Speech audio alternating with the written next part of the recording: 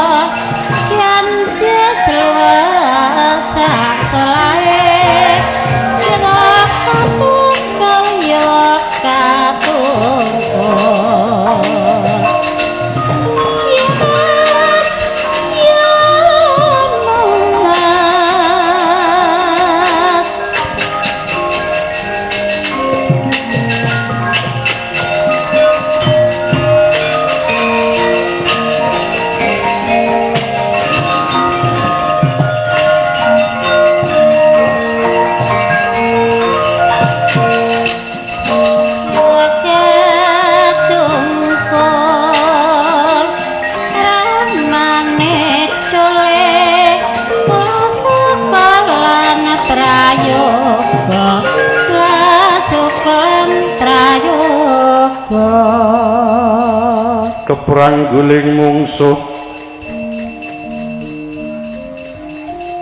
bawatnya bentar dinulu risang surangga ngkara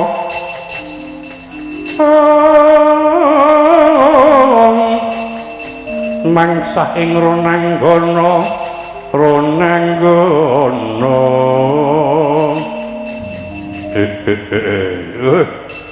Kuntala bau onong parat yen kadidik udawedanamu ora sepiro yen kena tak pringgake becik tenimbang ngedekake sayunggara perang durung karan kowe tumpang jayane mungsuh karo aku alung endang pratapa apa endang suka pasrahna karo aku kowe mengko tak paring kamukten tak lemahke putih tegese tak dadekke abdi kinasih tak paringi bumi merdika sing jembar ukurane ora pajek sak lawas-lawase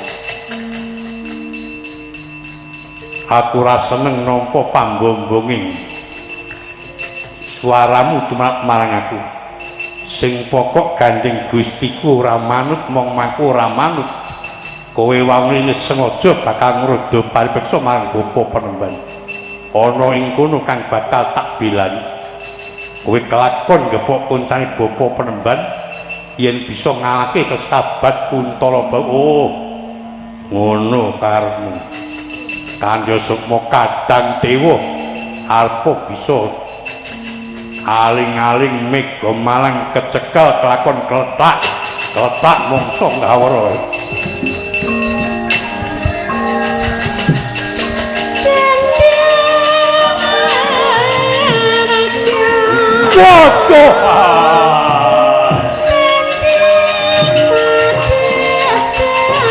Waduh ayo panggil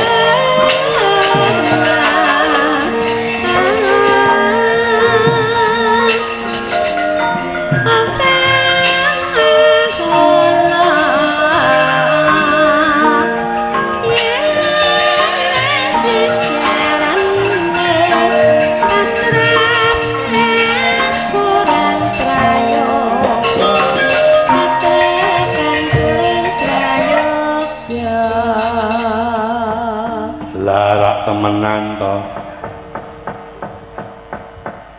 Arpa muni ming cilik sekabate pendhita gentur tapane. Gedhe prihatine ayo.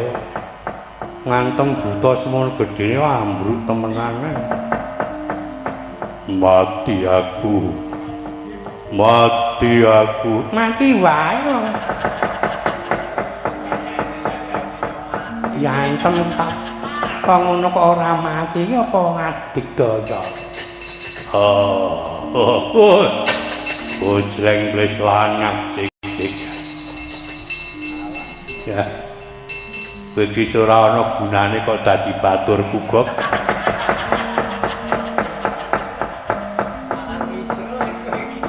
Lah wong genang ngerti yen sing didereke semaput kok malah do nyenuk. Lah digawe napa? Hapira bara musadani apa kepiye? Lah ampun iki wae. Kula niki gagas ngaten. Arpa cilik murite pendhita sing gentur tapane. Tur kabeh niku gumantung dumateng lampah solah lan tingkahipun. Wis putra pendhita gentur tapane solah tingkahe bener. Lah teng mriku niku ajeng sampean buta sak gunung anak ning sampean kleru. Kleru itu minta sampean senajan medeni bisa kelakon ketingkes lan kena dayane wong sing bener. Halah mulang.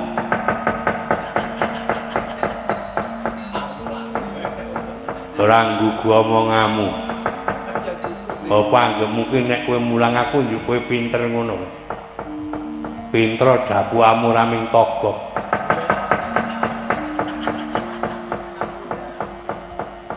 Apa kan kaya ngene kan dadi penangsang ya ora wani. Sampe ya ming togok kuwi dapuane. Menawi daratur kula mbok iki mboten sah dibacutake. Panjenengan kepengin dawuh kawendang Suka lan Pradapa niku dudu hak panjenengan, ora usah ngomong. Mundur kono. Aja maju ijen wong sak prangalas maju baru. Oh, kelakon tak rusak pertapanmu.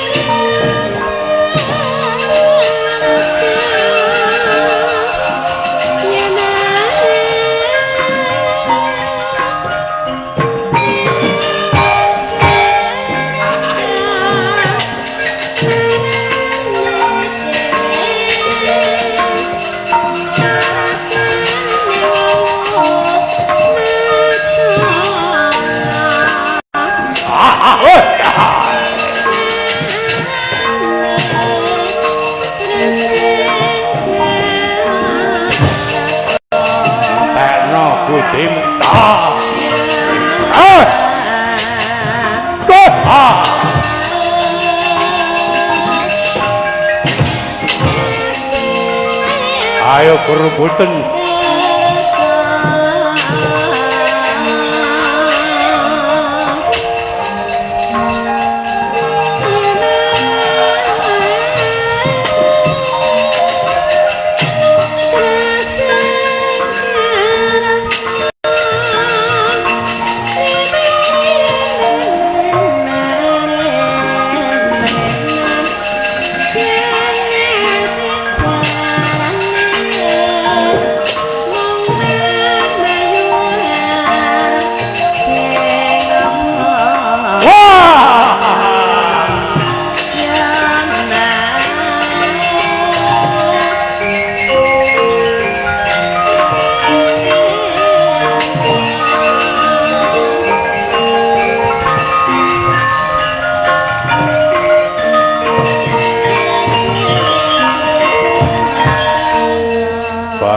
Mati aku gop, mataku kena panah gop. Panah kaya munceng kaya nggon mata. Panas hawane nyenyeping panah. Wong karang sampean buta digdaya ya tak kira nek mung dipanah kaya ngono ya ora apa-apa. Ning iki apa kok lho apa-apa. Nek apa-apa mboten sah palakrama mawon. Aku sampean palakrama karo Windang Suka Indang Pradapa niku bocah apik-apik ayu-ayu gek ngladeni kalih sampean wong ting jelempah kaya ngono. Ning sampean digdaya kelakon diladeni mergo ampuh. Ning gandeng sampean apa ya mbah. Mati aku. Bojleng wis lanak ora urus. Kaya waras ya gumun. Sing jenenge Sekabat Guntala Bau. Kemanjen sing tuwuh ana ngepek-epek ditamake. Wis ora tak gawe rasa. Lah kok nyekel pusaka wasiat dilepaske ngenangi mripatku, Bob. Pun mang mundur mawon. Mboten kelakon niku nek sampeyan ngasih kepengin dibojo Endang. Endang anak pendhita niku bojone nggih patuta nggih Putra Resi utawa Putra Nujum. Mboten Ratu Buta.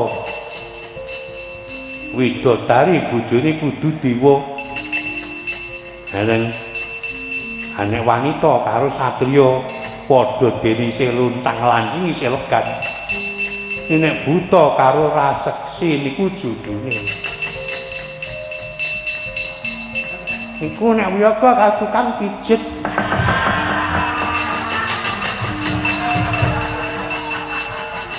Wah, ten.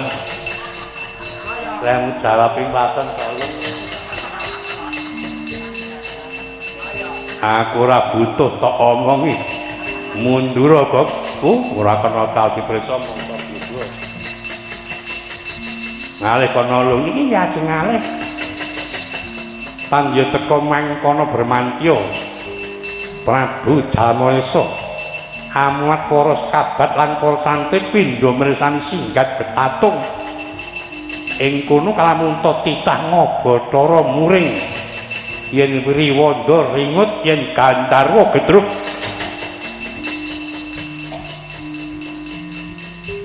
Marmani sang nata Gandarwa gedruk. Kalamunta gedruk glundunging buta merga saka gedhening salira.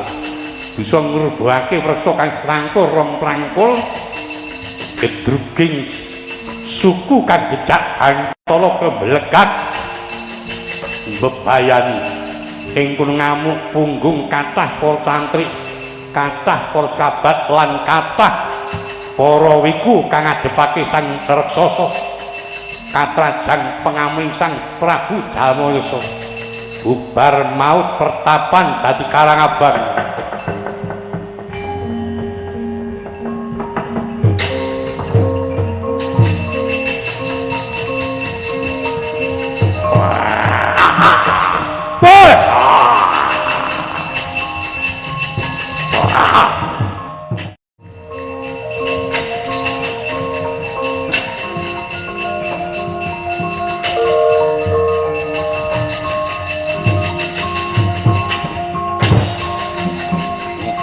Budimu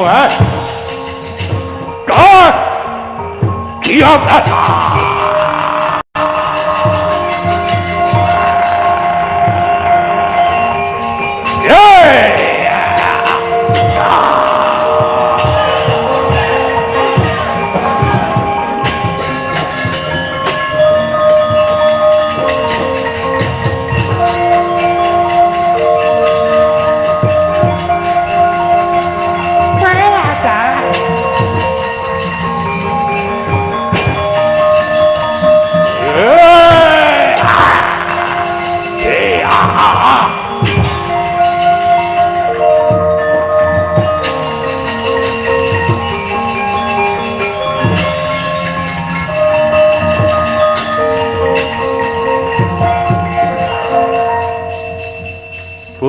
Tata Galana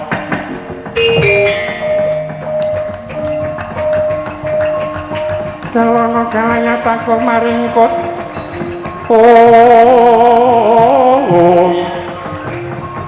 Siung minges kang mawa Prabowo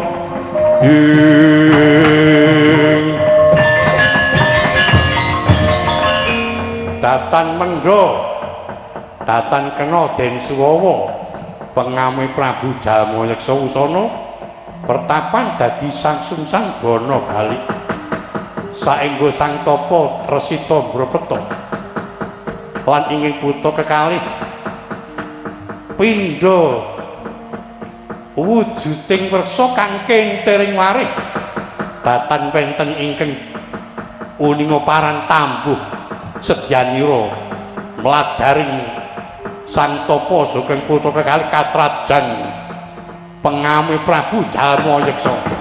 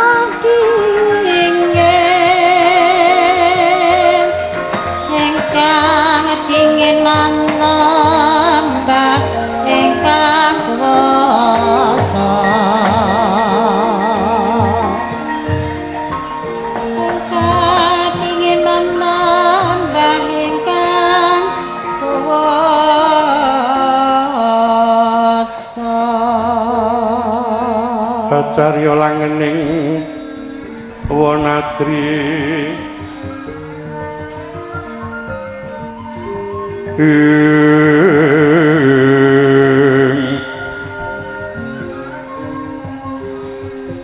temu kang anut mangsa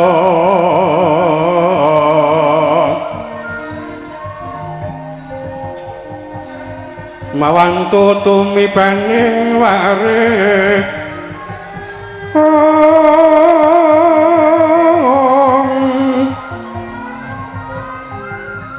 megaring kang sarwa puspita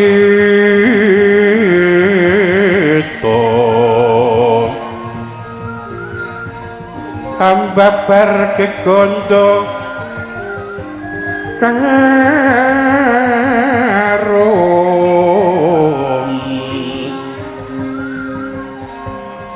bermara kang nesep sarining kembang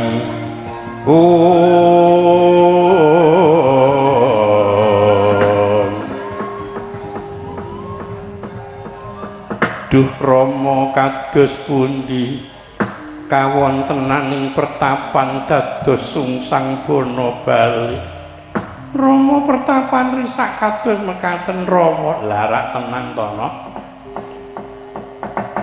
pun Rama iki mau nembe wae paripurna nggone ngudal gagasan kapireng marang kabeh para kadang-kadangmu para cantrik-cantrik nanging banjur duwe penemu ing pengangkah bengi sak candhake takjak wungon nenekung marang Jawata murid kantaremu ewadene durung nganti kumpul para anak putuku katungka buta ingkang tumeka iki mau gawe geger pertapan saengga gawe banten ing para cantrik-cantrik lan rusak ing pertapan Prangalas. Kula nuwun inggih wis to Nger kabeh mau mung gumantung kersane sing kuwasa kudune ngene lelakonku lan lelakonmu ayo saiki padha tata-tata siaga ninggal pertapan. Pandita Kinarya Wangsit Pindha Kumbang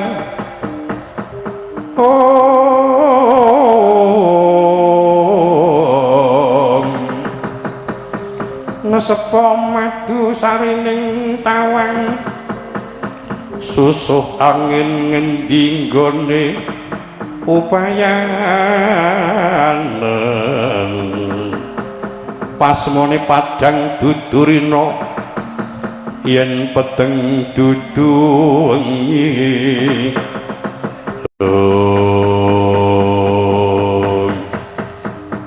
kula dherekaken Kanjeng Resi saiki aku tak janji karo kowe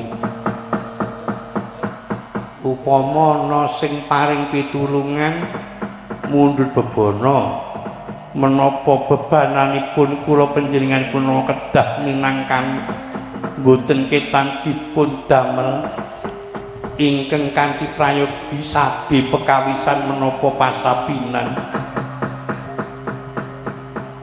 upama ana sing iso nulungi ning kepengin ngepek bojo kowe waton boten denawa kula purun kula boten denawa kula purun wong ning elek purun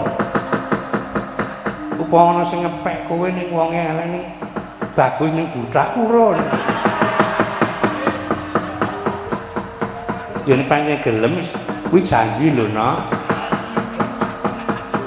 ayo tutke lakuku mbok ana sing bisa paring pitulungan apa kang bakal dikersake aku mengko tak matur saguh minangkan inggih Bapak piye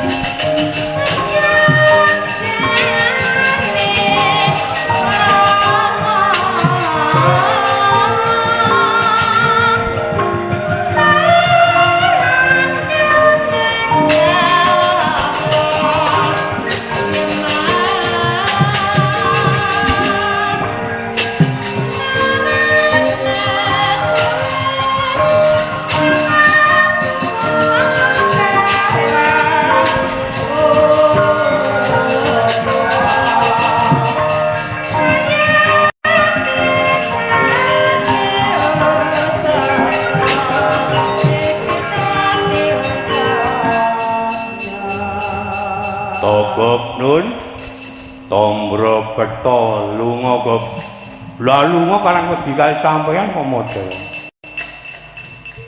niki ngaten Kanjeng piyambakipun sampun pelajar lan nyata-nyata putrane putri mboten purun nah sangi piye kula timendha kemawon awi kondur mangke pados putri sak kukubane negara Guwa Barong ora ana sing apik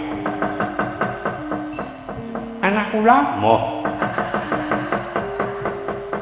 wangune kok gaya temenan aku nek ora sak sendang sekolah pradopa kumo saiki ngene wae kok andum para kowe balya para abdi sing tunggu kraton Guwa Barong Kancanara lan matur nek aku ora kundur Tombro Beto tak oyake kok ngati-ati mawon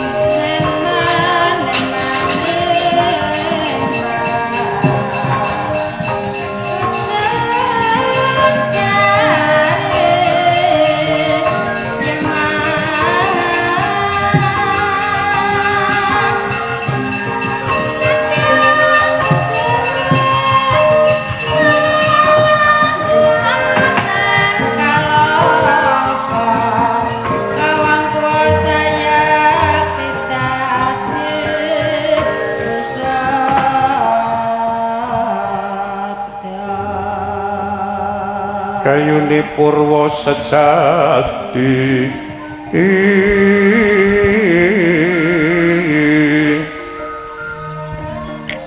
pangira jagat kadang nyame garum mambet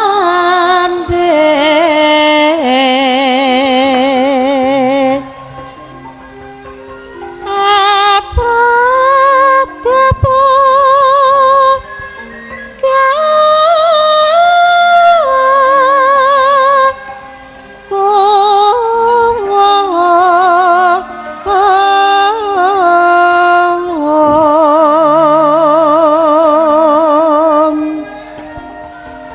kembang lintang sloga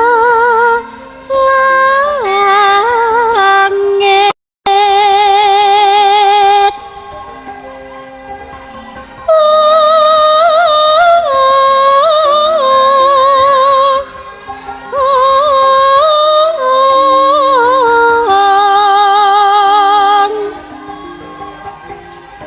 wasurya lan tengasu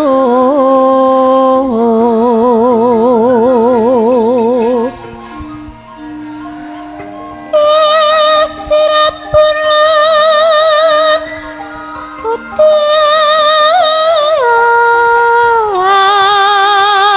utan puncak angkasa bengkah pratiwi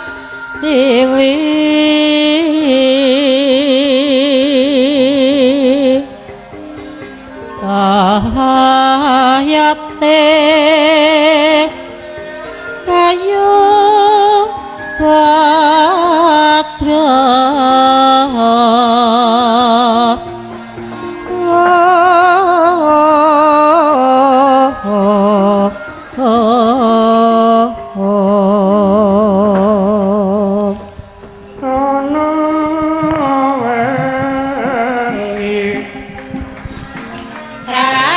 rayung rayung tangi sewang wati mati gadang ana kuncen ana mati mom sawu rongok pada sayang bae lara campaka tanjung bae lara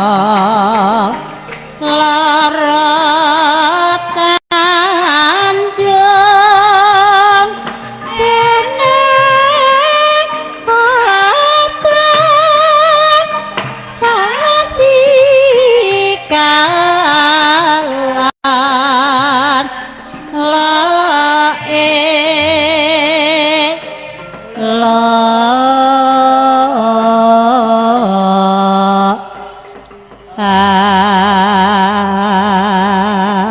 isen-isening lagun isen-isening lagun patet songo anyandra kayune purwa sejati ing sanyata iku minangka kagambaran yen sejatine iku ana werdine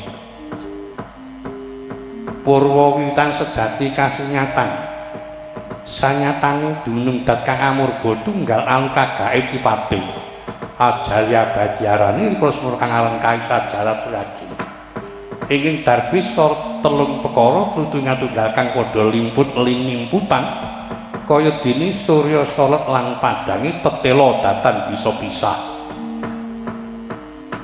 kang guwantha ana jagati manungsa kang winasa araning Trimurti Triwilangan telu murti wis narani telung perkara kena sinebut tan kena kagrayang yaiku Giri Loka, Indraloka lan Janaloka. Giri wahananing gunung, loka jagat-jagat kang gumantung tanpa cantelan, papan gawat putih wujude mapan ana jagati permanungsa kang kena winaca iku kayangan bintal makmur. Ingkang wasani Sang Sukma Jati nikel anasir patang perkara karna grana lesan lan paningal. Indraloka, Indra mubeng loka jagat-jagat kang kinanubengake bayu mili malengkung.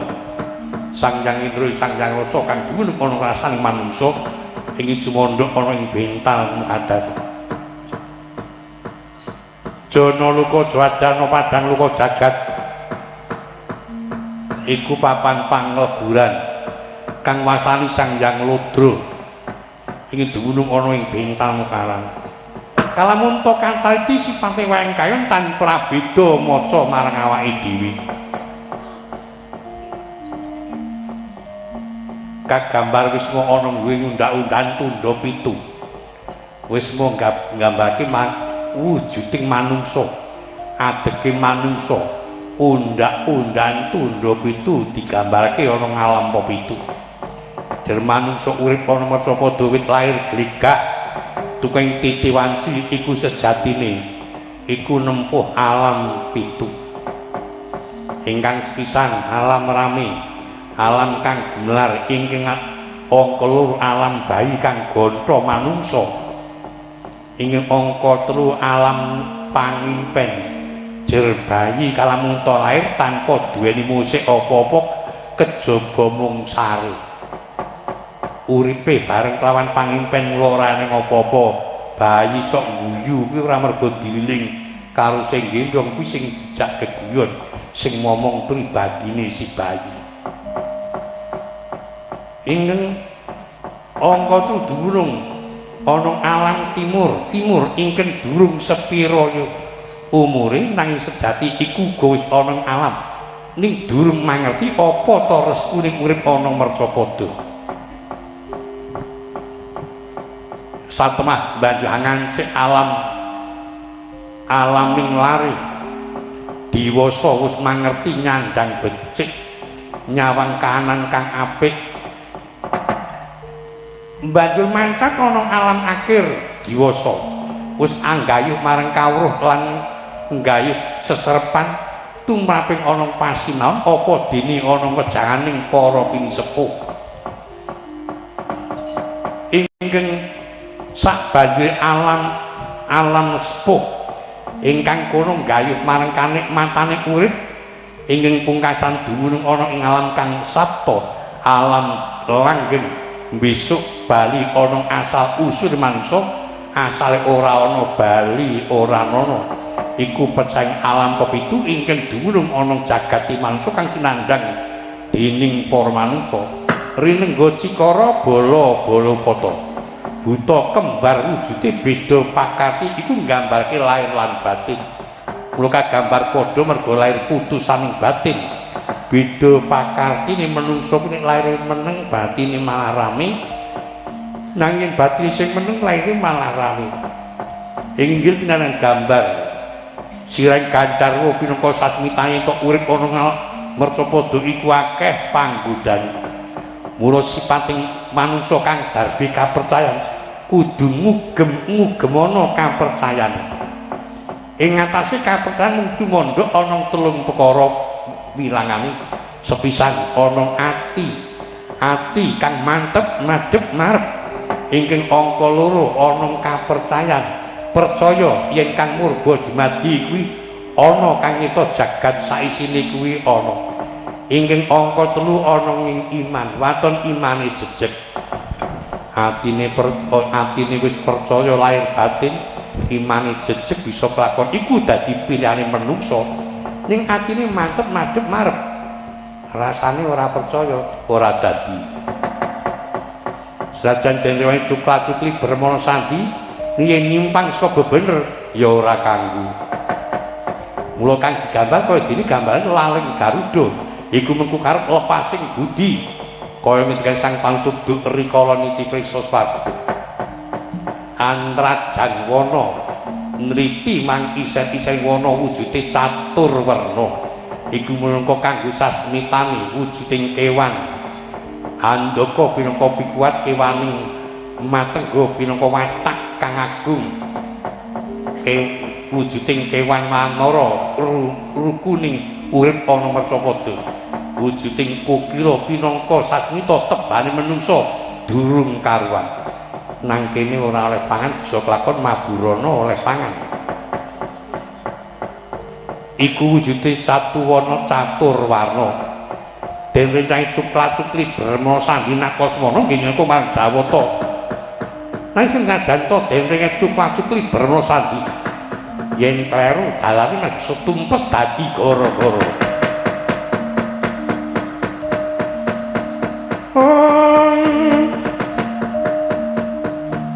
kayon kakyupeng angin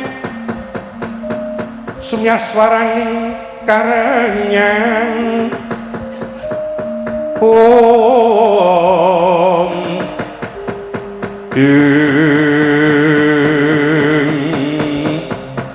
samirana awara kulawan riris margu jangga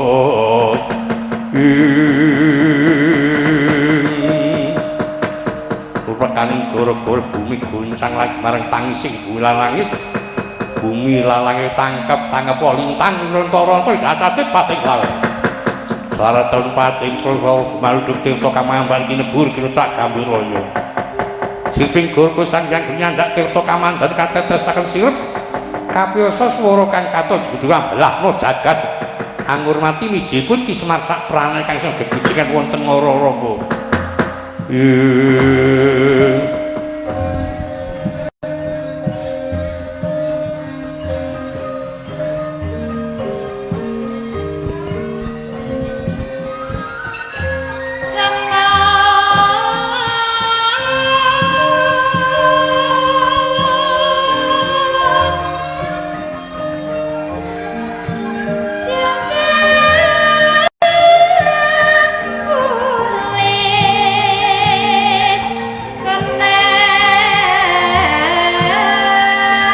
kadang semawur kandang puspita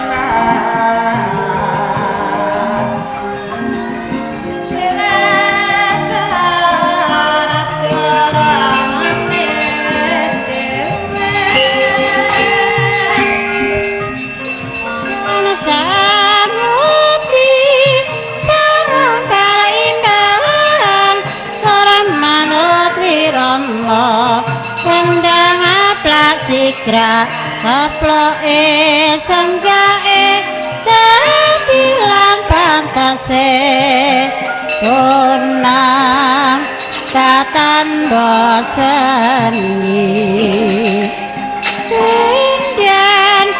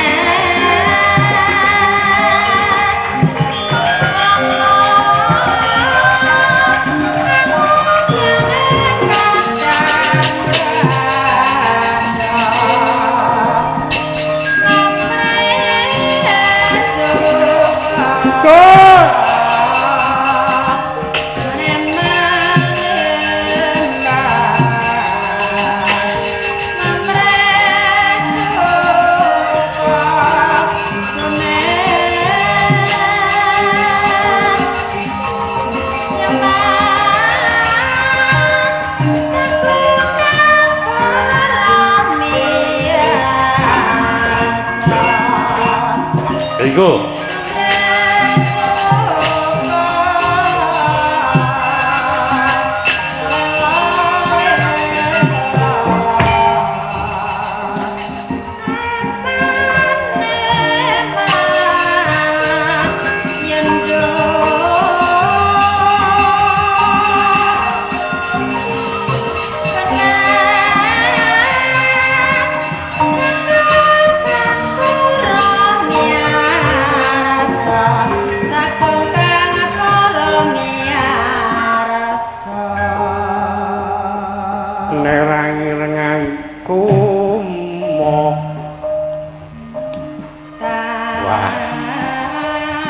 ngejak palaran bocah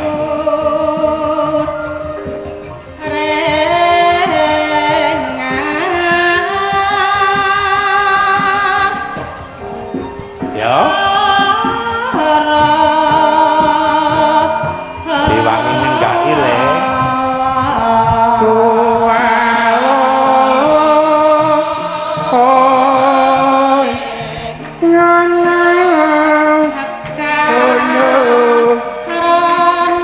sing cocok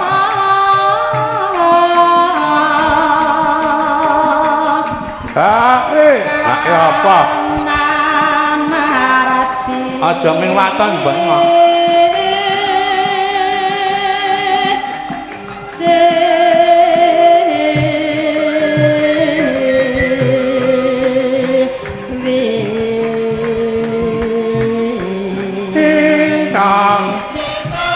Ngombe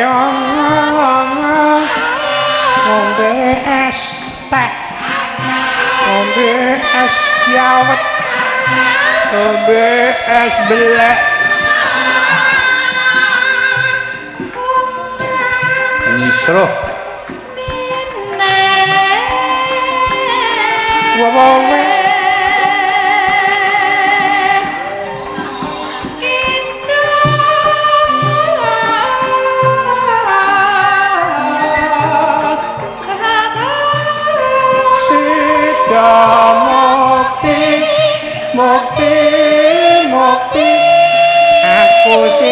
mukti aku kok rekoso iki ngapa ya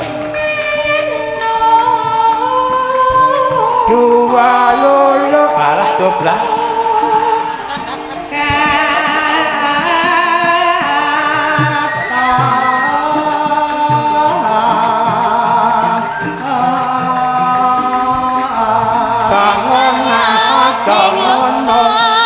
kowe aja ngono ngono mbak ya men paton tanggung jawab kowe kuwi jalan ora wong ninggal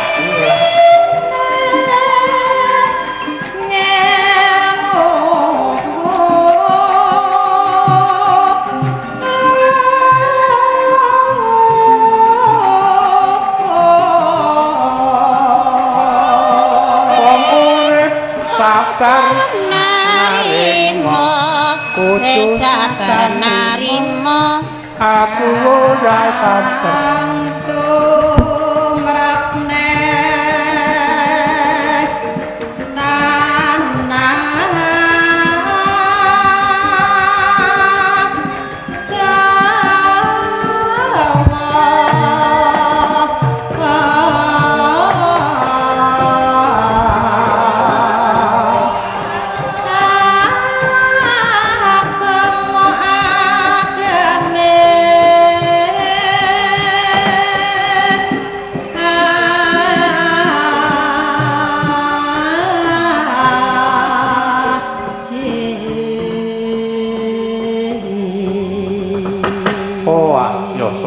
Kang krungu laku nyiwara kowe terus padha teka mrene njur iki mau nganggo pakurmatan tembang pangkur palarang iya wis pokoke waton iso mleng ngono ki ngangger muni ditinggal larasan jempalik suaraku sapa ya sarpo pinter kok sifat wong kenal iki patut menyuruh kok ditopo songo kok dadi menyuruh Bagong saka ndi Mas? Saka omah aku terus. Oh. Ya syukur nek diparingi Islam. Ya waras. Kowe ora tau ketok. Ya mergo nyambut gawe kan. Jenenge urusan. Karang yo jenenge kowe karo aku ki wong anake bapak terus. Ha iya. Nyambut gawe ya ming sak-sake aja ngoyo-oyo. Luwe-luwe kaya kowe kuwi wong useken. Kowe mono jenenge Sentosa Setri Mandraguna. Seti Mandraguna. Setri ki wedok kok ngawur wae. Seti Mandraguna ki digdaya. Hanya kaya gareng ki coba wis. Saya tuwa kulate malih rusak tak tempiling wae ya senajan to kaya ngapa aku ku sedulurmu tuwa sak iso-iso sih sawab-sawabe ten nyawapi kowe pancen asli nyawape anggere kesawaban iki ora betah manggon iki kok tengenmu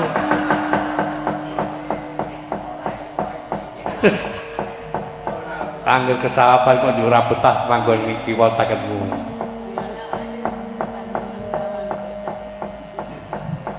kowe wani melanggar peraturan ya. Ayo kowe kuwi jajal saiki kowe kaya wingi-wingi. Aja takon dosa tunggoni bosmu.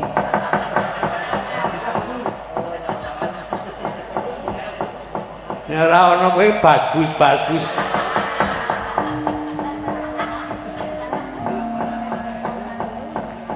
Memang tak anggap dadi pengamane para waranggana. Do tenang, tentrem. Muga-muga yo melu ajegan. Melu ajegan arep mangan apa ora nyambut gawe kon ngintil melu. Ngene ya Mas tak kandhan sampeyan kali kula dipun timbali sowan mriki ingkang isinipun paring pangestu dhateng anak temanten ingkang nembe kula ruwat siang menika wau mugi-mugi lare menika dados lare utami saged minangka dados tepo palupitu mraping para muda lan para meniman. Ha ya aku ya mijur puji syukur ta nyuwun diparingi putra sing apik sing lembah manah sing turut lan mal paugeran karo wong tuwa nggih. Ya jane ngono ya aku ki janjane ngono wis memeng. Aja kok muni tindak mrono kok karo Kang Karya Paida ngono to kadang. Durung karuan aku mangkat. Imbarengan iki kuwi biyen muridku ning tuwa muridku tinimbang aku ngono. Murid wayang wong ya pitu kok. Akeh dong iki. Janaka dapukane iki. Ana nek Kang Paida kok Janaka ki ora ana. Biyen-biyene Janaka kok nanti le juga yang petengang wayang akeh para anak-anak murid zaman biyen asake gane padha dene tuwa wis kana le ngumuke le tuwa aku yo ngumuke le tuwa arep ngopo to mulane kuwi saiki padha alam-alaman alam sing junjung budayane dhewe. Ayo padha seneng-seneng gendingan lan dolanan ing kono mancing dadi alam zaman biyen. Oh. Ayo. Iki mau tembangmu kuwi tembang sing mengku karep, iya. Pangkur kuwi migunani tumrap keluarga kene lan keluarga saka aku nyimpang saka bebaya kasingko ditrimala manggya tata titi tentrem pinaringana ayom-ayem kuwi mah tegese pangkur karange tembang Jawa kabeh ki ana wergine beda karo tembang saiki kok iya ya teng ane upama tembang sinom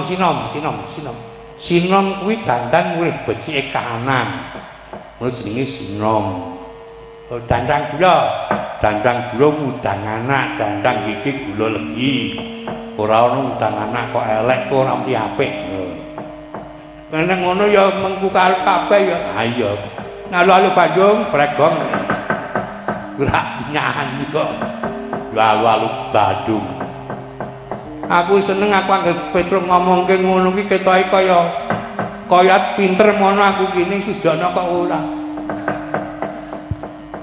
ayo eleke wong kuwi nek ora iso maca lan nulis ya nang kono kuwi nek krungu ngendikane para sedulur tuwa kuwi ya kowe kuwi anggitan nyateti terkadang ya kuwi lantaran bakal mundak kepinteramu ngono lho kamu sirku ngono kuwi nyambi-nyambi ngono lho Reng dadi abdi negara terkadang kowe iso nyambut gawe dadi seniman ha ya kaya anakku Wahono kae ya tentara ya dadi seniman campur sari ha ya ya dangdut ya orjen ya dem-deman aja warna-warna ya kuwi sing tak senengi teh iso dobel-dobel ngono kuwi lho kaya adikku kae sing dadi lurah kae ya lurah ya seniman ya dalang ya pegawe ya lah ya wis senajan wewe ora ngrusak apa-apa cake dhewe apa ya rusak wae sing wedok ya ora kumanan apa-apa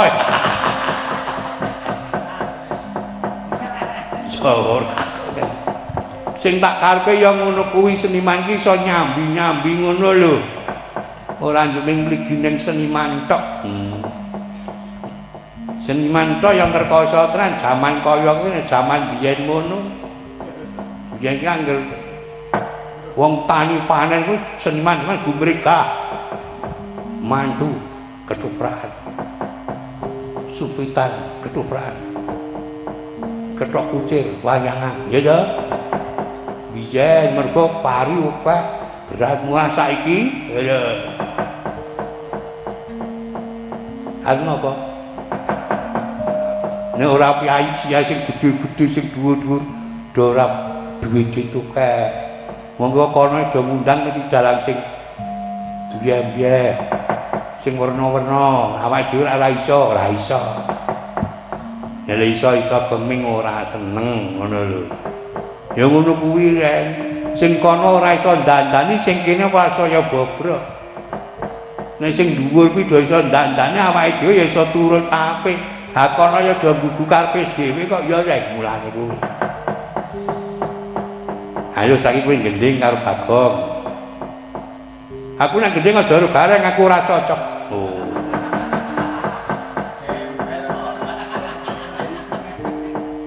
ora cocok lah tabu aku halus kene kasar kok wale sing kasar ki kowe sing halus aku konjoku wale sing kasar aku sing halus kowe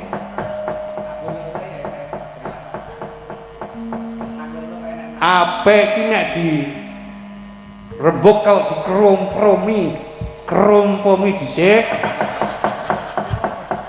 kompromi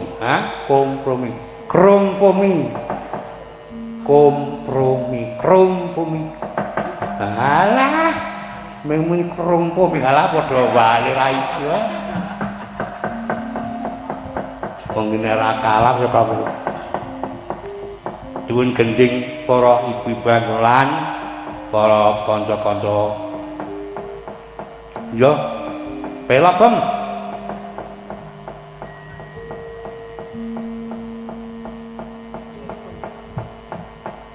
Pelok Bang.